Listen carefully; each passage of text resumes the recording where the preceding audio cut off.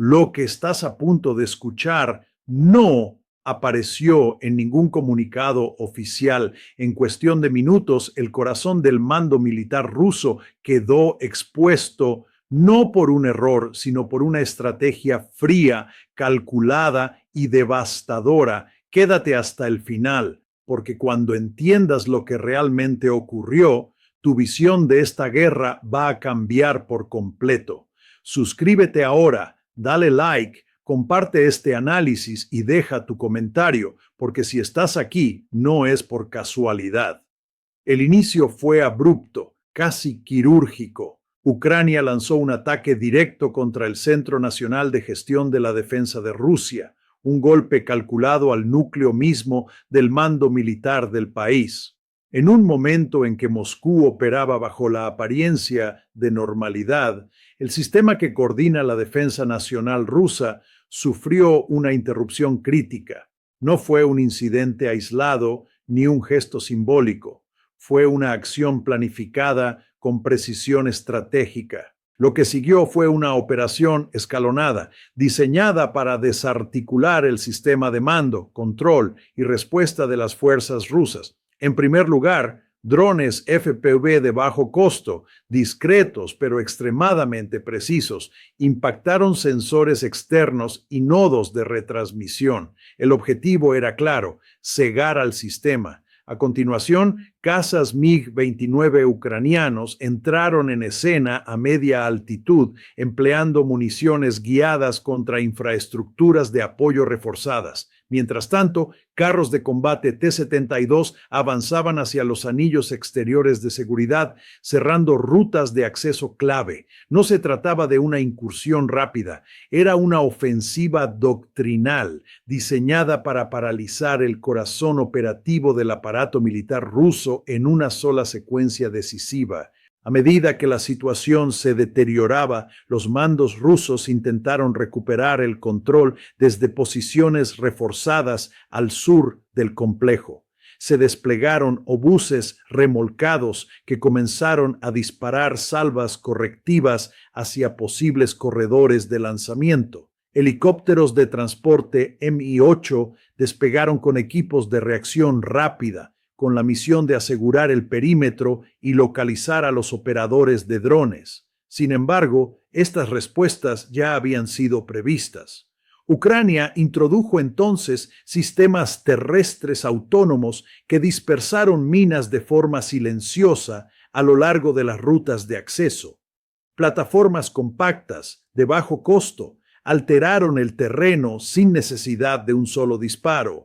En el aire, un dron de reconocimiento de largo alcance mantuvo vigilancia constante, transmitiendo en tiempo real los movimientos de las tropas rusas a los controladores avanzados. Cada paso ruso quedaba expuesto. Ante el aumento de la presión, Moscú activó su escudo estratégico. Elementos del sistema de defensa aérea S-500 comenzaron a operar alrededor de la capital. Cada lanzador, resultado de inversiones multimillonarias, escaneaba el cielo en busca de amenazas de alta velocidad que deliberadamente no llegaban. Ucrania no buscaba un impacto espectacular. Forzaba al sistema a reaccionar, a revelar capacidades, a consumir recursos desproporcionados frente a amenazas de bajo costo. En cuestión de minutos, las defensas rusas estaban completamente comprometidas. Radares activos, helicópteros en patrulla constante, artillería disparando hacia la incertidumbre. Lo que comenzó como una demostración de fuerza alrededor del centro de mando se transformó rápidamente en un drenaje de recursos. Cada respuesta costaba más que la amenaza a la que se enfrentaba. Mientras la disrupción se extendía hacia la retaguardia, la atención volvió al anillo defensivo que protege el centro de gestión de la defensa. Poco después del amanecer, cazas F-16 ucranianos aparecieron a media altitud utilizando corredores abiertos previamente mediante interferencia electrónica. Su misión no era saturar, sino fijar fuerzas de respuesta y sellar brechas creadas por la confusión en tierra.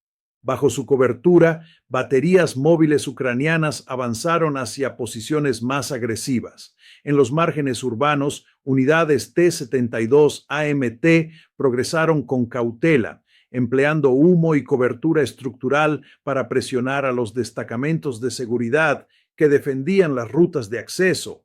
Al este, lanzacohetes BM-21 Grad se desplazaban rápidamente entre puntos de tiro, ejecutando salvas breves y cronometradas. No buscaban destruir, sino desorganizar, romper el ritmo operativo ruso e impedir cualquier reorganización efectiva. La respuesta rusa fue inmediata, aunque reactiva. Sistemas de guerra electrónica Lear-3 intentaron recuperar el control del espectro, desplegando drones repetidores para suprimir los enlaces de control ucranianos. Pero el intento fue neutralizado casi de inmediato. Municiones merodeadoras, Lancet penetraron a baja altitud, impactando los emisores expuestos y forzando la desconexión de los sistemas de interferencia. Fue un intercambio preciso, clínico, más una batalla de sensores que de fuego masivo. El resultado acumulativo fue evidente. Los nodos de mando rusos tuvieron dificultades para sincronizar artillería, blindados y defensa aérea. Las unidades sobre el terreno esperaban órdenes que llegaban tarde o, sencillamente, no llegaban.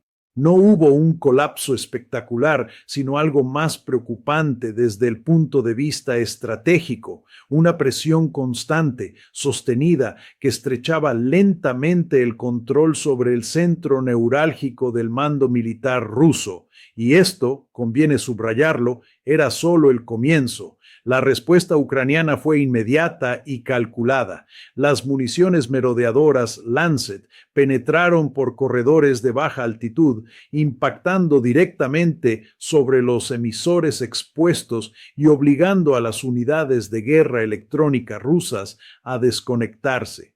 El enfrentamiento fue breve y metódico, más cercano a una confrontación de sensores que a un intercambio de fuego masivo. No se trataba de fuerza bruta, sino de precisión tecnológica aplicada con disciplina operativa. Mientras los helicópteros rusos intentaban reposicionar tropas sobre el terreno, las patrullas aéreas ucranianas endurecieron su control del espacio, forzando a las tripulaciones rusas a operar con cautela extrema y de manera fragmentada.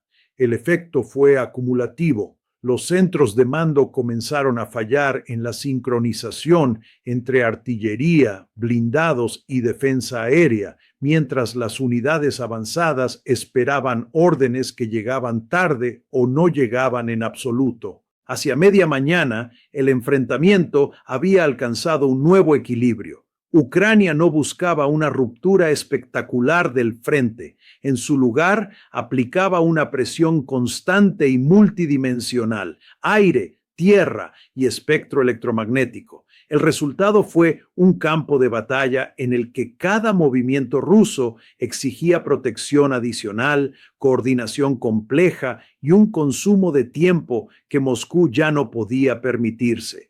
La operación avanzaba no como una ofensiva súbita, sino como una constricción progresiva alrededor del núcleo del mando y control. Paralelamente, los misiles de crucero lanzados desde submarinos ucranianos comenzaron a mostrar su impacto en la retaguardia rusa. Depósitos de combustible ardían, torres de radar quedaban retorcidas en ruinas y las líneas logísticas sufrían interrupciones severas. Sin embargo, Kiev entendía que el impulso estratégico no podía sostenerse únicamente con ataques a distancia. El cielo seguía saturado de cazas rusos, preparados para proteger las unidades de artillería y lanzar contraofensivas en cuanto surgiera la oportunidad. Fue entonces cuando comenzó la siguiente fase del conflicto, la liberación de lo que Ucrania denominó su bandada de hierro. En las primeras horas previas al amanecer, motores rugieron desde pistas ocultas. Formaciones de MiG-29 despegaron, ascendiendo hacia la penumbra matinal con perfiles agresivos. Detrás de ellos, Su-27 ganaron altitud, cargados con misiles de mayor alcance y preparados para intervenir desde posiciones dominantes. Por encima de todos, enjambres de drones suicidas desechables, cargados con explosivos y guiados en tiempo real por operadores, se desplegaron hacia la zona de combate. Inicialmente volaron bajo, para luego ascender de forma abrupta, dispersándose como chispas en el aire. La reacción rusa no se hizo esperar. Desde el norte, escuadrones de Su-35 entraron en escena, confiados en su reputación como pilar de la superioridad aérea rusa, armados con misiles de guiado por radar. Pero Ucrania no jugaba según el guión tradicional. Los drones avanzaron primero, no para atacar blancos específicos, sino para forzar una reacción. Se lanzaron directamente contra las formaciones rusas, obligando a los pilotos de Su-35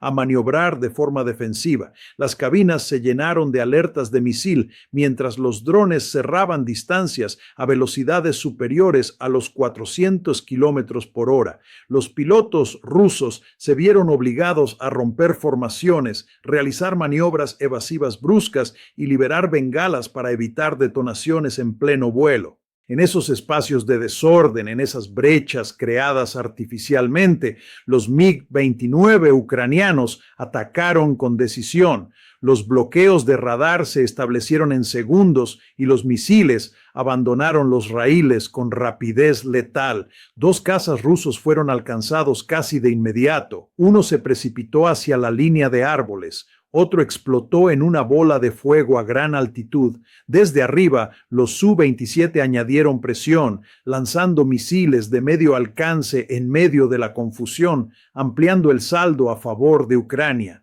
Los Su-35 intentaron reorganizarse, pero cada intento fue interrumpido por nuevas oleadas de drones que atravesaban su trayectoria.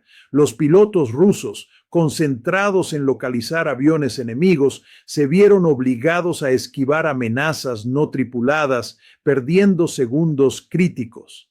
Cada duda, cada maniobra defensiva se convirtió en una oportunidad que los cazas ucranianos aprovecharon sin titubeos. Cuando el enfrentamiento aéreo comenzó a disolverse, el balance era claro. 5 aeronaves rusas habían sido destruidas o expulsadas del espacio de combate. El cielo sobre la zona, que hasta entonces había estado bajo la sombra de la superioridad rusa, pasó temporalmente a manos ucranianas. No fue solo un combate aéreo, fue una demostración de doctrina híbrida, sistemas sin piloto creando las condiciones para que los sistemas tripulados golpearan con eficacia. Para Rusia, el aire debía ser un refugio seguro. En cambio, se había convertido en otro frente donde Ucrania demostró que podía combatir de forma distinta y, en ese momento, imponerse. Los pilotos rusos que lograron mantenerse en el aire descubrieron rápidamente que el desafío ya no era únicamente seguir a los cazas enemigos. De pronto se veían obligados a esquivar drones kamikaze no tripulados que irrumpían en sus trayectorias, consumiendo segundos vitales y forzando decisiones defensivas constantes. Cada instante de duda abría una ventana que los pilotos ucranianos aprovechaban sin concesiones. Cuando el combate aéreo finalmente se disolvió, el resultado era inequívoco. 5 aeronaves rusas habían sido destruidas o expulsadas del espacio de combate. El cielo sobre la zona, antes dominado por la superioridad tecnológica rusa, pasó temporalmente al control ucraniano. Desde tierra, los soldados observaron estelas blancas retorcerse en el amanecer, cicatrices visibles en el aire, interrumpidas por destellos de fuego allí donde los misiles alcanzaban sus objetivos. No fue simplemente un combate aéreo clásico, fue una demostración de guerra híbrida, sistemas no tripulados creando el caos necesario para que los cazas tripulados ejecutaran golpes decisivos. Para Moscú, el dominio aéreo debía ser un santuario. En cambio, se transformó en otro frente vulnerable. Sin embargo, el enfrentamiento distaba mucho de haber concluido. Con la aviación rusa obligada a replegarse y su artillería desorganizada, llegó el momento de desplegar la siguiente fase de la ofensiva. Aquella que no depende de grandes plataformas, sino de hombres entrenados para operar en la sombra. Mientras los incendios aún iluminaban el horizonte y el estruendo de los reactores resonaba en la distancia, unidades de operaciones especiales ucranianas iniciaron su infiltración. Avanzaron en pequeños equipos, de 6 a 8 efectivos, aproximándose a la base avanzada rusa en las afueras de la ciudad. Se trataba de un complejo reforzado, con búnkeres endurecidos, depósitos de combustible y torres de comunicaciones protegidas por puestos de guardia. No recurrieron a un asalto frontal, optaron por la precisión. Drones portátiles, silenciosos y compactos, sobrevolaron los muros perimetrales. Sus cámaras infrarrojas revelaron rutinas de vigilancia, patrones de patrulla y puntos débiles en las defensas. Cada detalle fue transmitido en tiempo real. Cuando llegó el momento, los disparos fueron mínimos y contenidos. Fusiles con silenciador neutralizaron a los centinelas antes de que pudieran activar alarmas. Se abrieron brechas y los equipos se deslizaron hacia el interior del complejo. En cuestión de minutos, se colocaron cargas explosivas en objetivos clave, tanques de combustible, palés de munición y un centro de comunicaciones protegido en una estructura prefabricada. La primera detonación desgarró el área de almacenamiento de combustible, elevando una columna de fuego visible a gran distancia. Las explosiones secundarias recorrieron el recinto, alimentadas por camiones estacionados y reservas energéticas. El pánico se extendió entre las tropas rusas mientras las alarmas sonaban sin coordinación alguna. Las comunicaciones, sin embargo, ya habían colapsado. El refugio de mando quedó reducido a escombros por una carga temporizada adicional. Desde el interior del caos, los operadores ucranianos guiaron ataques posteriores mediante designadores láser, marcando objetivos supervivientes para drones y artillería. El puesto de mando avanzado ruso, que hasta entonces había coordinado la ofensiva, quedó aislado, ciego y sumido en la confusión. Al amanecer, lo que había sido una base operativa funcional no era más que un conjunto de ruinas humeantes. Las fuerzas especiales se retiraron con la misma discreción con la que habían llegado, desapareciendo entre las líneas de árboles y dejando tras de sí una estructura enemiga devastada y tropas desorganizadas. La batalla por la zona ya no se limitaba a sostener posiciones defensivas. Ucrania había llevado el conflicto directamente al interior del bastión enemigo, pero este golpe era solo una parte de un diseño más amplio. El plan ucraniano había sido concebido como una trampa de múltiples capas, y ahora cada una de ellas se cerraba de forma simultánea. Poco después, el cielo se llenó del zumbido de drones de ataque, ya no dedicados al reconocimiento, sino cargados con explosivos. Descendieron desde gran altura sobre columnas blindadas que avanzaban hacia el río, detonando al impacto y dispersando fragmentos incendiarios sobre el terreno. En la retaguardia, misiles de crucero lanzados horas antes alcanzaron finalmente sus coordenadas. Almacenes logísticos, centros de reparación y convoyes de combustible estallaron en bolas de fuego, paralizando las líneas de suministro. Las rutas quedaron bloqueadas y las unidades rusas comenzaron a quedar aisladas. En el aire, los cazas ucranianos mantuvieron un control férreo del espacio. MiG-29 patrullaban a baja altura en busca de objetivos rezagados, mientras los Su-27 permanecían en cotas superiores, disuadiendo cualquier intento de reingreso ruso. Para los pilotos de Moscú, el riesgo se había vuelto inaceptable. Sobre el terreno, la descoordinación rusa se hizo evidente. Vehículos blindados fueron lanzados al frente en intentos desesperados por romper el cerco. Sin apoyo aéreo ni sincronización efectiva, cada avance quedó expuesto a emboscadas, misiles antitanque y ataques de drones guiados con precisión casi quirúrgica. Para las primeras horas de la mañana, el campo de batalla se había fragmentado en bolsillos aislados de resistencia. La ofensiva rusa no fue simplemente detenida, fue desmantelada. Lo que comenzó como una operación a gran escala terminó reducido a enfrentamientos dispersos entre ruinas en llamas. Al avanzar entre los restos, las fuerzas ucranianas encontraron vehículos abandonados y sistemas electrónicos destruidos, material valioso para inteligencia. La captura de un comandante ruso de campo, herido pero con vida, selló simbólicamente el colapso de la operación. Al séptimo tramo de combate, el resultado era indiscutible. La base avanzada rusa, pieza clave de su empuje regional, había quedado neutralizada. Drones, misiles navales, aviación y fuerzas especiales habían actuado de forma convergente. No fue solo una victoria táctica, fue una demostración de cómo la guerra moderna puede desmantelar una ofensiva desde dentro, dejando claro que el equilibrio del conflicto había cambiado de forma sustancial.